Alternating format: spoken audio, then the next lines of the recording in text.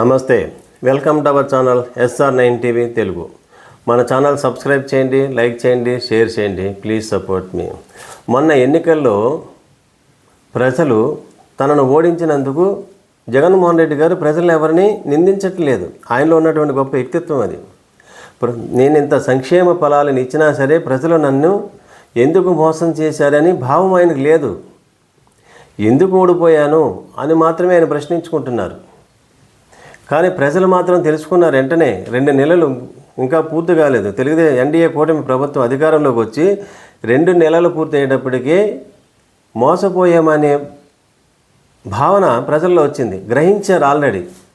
అయ్యో, జగన్మోహన్ రెడ్డి గారు అయితే మనకి ఇలా చేసేవారు కదా, ఎన్డీఏ కూటమి ప్రభుత్వం వచ్చి మనకు చేస్తానని చెప్పి ఏమీ చేయట్లేదని గ్రహించారు. అంటే ఎన్డీఏ కూటమి ప్రభుత్వం తమను 6 హామీలను ఇచ్చి చేస్తామని చెప్పి, ఖచ్చితంగా అమలు చేస్తామని చెప్పి, ఖజానా ఖాళీగా ఉంది అని మనల్ని మోసం చేస్తుంది ప్రభుత్వం అని ప్రజలు స్పష్టంగా గ్రహించారు. ఆర్భాటంగా 6 హామీలు ఒక హామీని అమలు చేస్తున్నారు. అది వృద్ధాప్య పింఛను. ఆ వృద్ధాప్య పింఛను జగన్మోహన్ రెడ్డి గారు 3,000 ఇచ్చారు. కానీ 4,000 కూడా ఆయన కూడా చేస్తామని చెప్పారు. అయితే చంద్రబాబు నాయుడు గారు అధికారంలోకి రాగానే 4,000 ఇస్తామన్నారు, ఇచ్చారు. అయితే ఈ వృద్ధాప్య పెన్షన్ పంపిణీ చేసే విధానంలో చూసి బాధపడుతున్నారు వృద్ధులంతా కూడా. ఆత్మాభిమానము, వారికి గౌరవానికి భంగం వాటిల్లిందని ఫీల్ అవుతున్నారు. ఎందుకో చెప్తాను చూడండి. ఎందుకంటే పవన్ కళ్యాణ్ గారు ఏమన్నారు, జగన్మోహన్ రెడ్డి గారు వాలంటరీ వ్యవస్థను పెట్టి పంపిణీ చేసేవారు.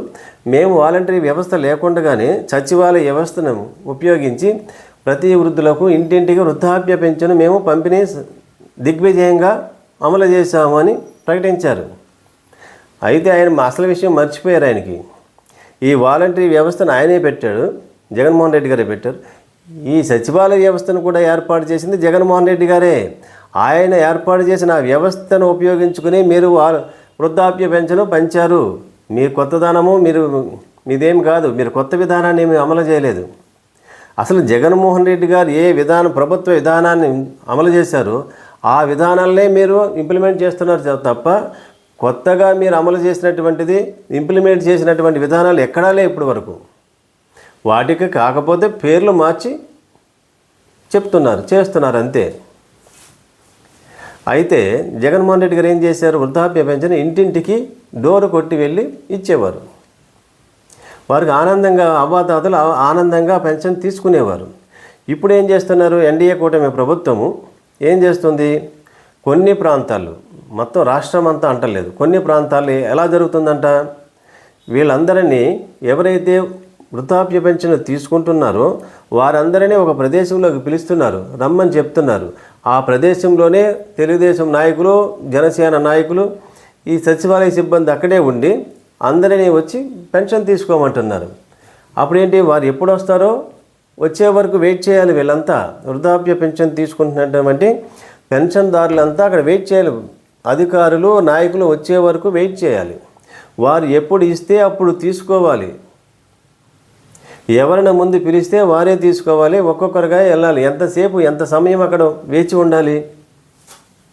ఇప్పుడు ఏమైంది, జగన్మోహన్ రెడ్డి గారు వృద్ధాప్య పెన్షన్ తీసుకునేటప్పుడు వారు హక్కుగా ఆనందంగా తీసుకునేవారు.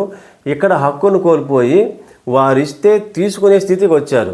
ఈ రెండాటికి ఉన్న వ్యత్యాసం. అంటే ఇప్పుడు ఏమైపోయింది, వారి గౌరవం ఏమైపోయింది, ఆ వృద్ధులకు ఉన్నటువంటి గౌరవము అక్కడ బజారు పాలైపోయింది. గౌరవించాలి కదా, అవ్వాతాతలను, వృద్ధులను మనం గౌరవించి ఇంటికి పంపిస్తున్నాం. వారు అన్ని సంవత్సరాలు కష్టపడి వ్యవసాయం కూలీలుగాను, వ్యవసాయం చేసు, ఇతరత్ర వృత్తి పనులు చేసుకుని సమాజానికి ఉపయోగపడ్డారు. కాబట్టి ఇప్పుడు ఆసరా లేదు కాబట్టి వారిని జీవించడానికి ఎంతో కొంత సహాయంగా ప్రభుత్వం గుర్తించి గౌరవ వేతనంగా ఇస్తుంది అన్నట్టు. దాన్ని వృద్ధాప్య పెన్షన్ అనకూడదు, గౌరవ వేతనం అనాలి.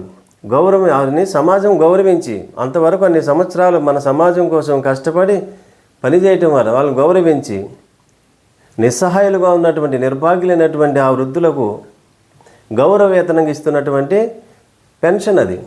దానిని గౌరవంగా అందించాలి. ఒక ప్రదేశంగా పిలిచి మీరు వచ్చే వరకు అక్కడ కూర్చుని నిలబడి ఉండాలి. మీరు ఇచ్చే వరకు వేచి ఉండాలి. మీరు ఇస్తున్నట్టుగా ఉంది కానీ ప్రభుత్వ పెన్షన్ను, వృద్ధాప్య పెన్షన్ వారు తీసుకుంటున్నట్టుగా లేదు. మీరు ఇస్తున్నట్టుగా కార్యక్రమాన్ని మార్చేశారు. అందుకే వారికి కొంతమందికి అభిమానం ఉన్నవారు బాధపడుతున్నారు. వారి బాధను మనం అర్థం చేసుకోవాలి. వారు నడిచేటువంటి శక్తి లేకపోవచ్చు, అనారోగ్యంతో బాధపడుతూ ఉండొచ్చు, చూడడానికి మంచిగా ఉంటారు. అనేక సమస్యలు ఉంటాయి. 60 సంవత్సరాలు దాటగానే కాయ కష్టం చేసుకున్నటువంటి శ్రమపడి కష్టపడి శారీరక కష్టపడినటువంటి అవ్వాతాతలు వారి బాధలను అర్థం చేసుకోండి. మీరు ఒక ప్రదేశానికి పిలవకండి. ఇంటింటికి వెళ్ళే విధానాన్ని ఒకరోజు కాదు 2 రోజులు, 2 రోజులు కాదు 3 రోజులు అమలు చేయండి. 2 రోజులు ఎక్కువ తీసుకున్న నష్టం లేదు. కానీ వారి ఆత్మాభిమానము దెబ్బతినకుండా కాపాడండి. వారిని గౌరవించండి. వృద్ధులను సమాజము గౌరవించాలి, ప్రభుత్వము గౌరవించాలి. గౌరవించాలంటే వృద్ధాప్య పెన్షను అది గౌరవవేతనంగా మార్చండి. గౌరవవేతనం అని మార్చి వారి ఇంటికి అందించండి. అప్పుడే వారు సంతోషంగా ఆనందంగా ఉంటారు. మీరు 4,000 ఇచ్చినంత మాత్రాన వారు ఆనందంగా లేరు. మీరు పంచుతున్నటువంటి విధానానికి బాధపడుతున్నారు వారు. అంటే అలా అని మొత్తం రాష్ట్రమంతా అలా జరుగుతుందని అనటం లేదు. అక్కడక్కడ జరుగుతున్నాయి. టీవీల్లోనూ మీడియా పేపర్లోనూ వస్తున్నటువంటి వీడియోలు చూస్తున్నాం మనం. ప్రభుత్వం ఇప్పటికైనా మేల్కొని ఆ విధానానికి స్వస్తి చెప్పి ఈ వృద్ధాప్య పెన్షన్ ఇంటింటికి పంచేటువంటి విధానాన్ని అమలు చేయండి. అందుకే ప్రజలు మోసపోయామనే భావనలో ఉన్నారు. ఈ మోసపోయామన్న భావన నుంచి మేము ప్రభుత్వం మాకు సహాయం చేస్తుందనే స్థితికి మీరు రండి. మీ ప్రభుత్వం మీద నమ్మకాన్ని, విశ్వాసాన్ని కల్పించండి వాళ్ళకి.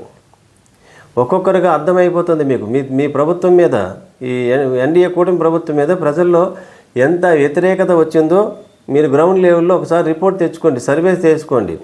2 నెలలు కూడా ఇంకా పూర్తి అవ్వకముందే ఎంత వ్యతిరేకత వస్తే 5 సంవత్సరాలు పూర్తయ్యేటప్పటికి మీ మీద ఎంత వ్యతిరేకత వస్తుందో ఒకసారి గుర్తుంచుకోండి. మరిన్ని విశ్లేషణలతో SR9 టీవీ తెలుగు మన ఛానల్ సబ్స్క్రైబ్ చేయండి, లైక్ చేయండి, షేర్ చేయండి. Please support me.